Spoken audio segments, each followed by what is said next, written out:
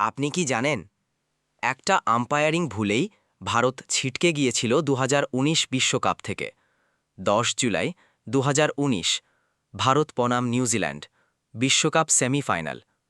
ভারতের ব্যাটিং ধসে পড়ে একে একে। শেষ Oh, that's ভরসা close, ছিলেন very close. এমএস ধোনি। শেষ ২ ওভারে দরকার ছিল ৩১ রান। লকি ফার্গুসনের প্রথম বলেই ধোনি হাঁকান ৬। পরের বলেই ২ রান নিতে গিয়ে মার্টিন গাপটিলের সরাসরি থ্রো, ধোনি রান আউট। কিন্তু এখানেই শুরু বিতর্ক। অনেকে বলেন ধোনি যখন দৌড়াচ্ছিলেন তখন মাঠে একজন অতিরিক্ত ফিল্ডার ছিলেন। নিয়ম অনুযায়ী ৩০ গজ বৃত্তের বাইরে ৫ জনের বেশি ফিল্ডার থাকা নিষেধ, কিন্তু সেই সময় ৬ জন ছিলেন বলে দাবি।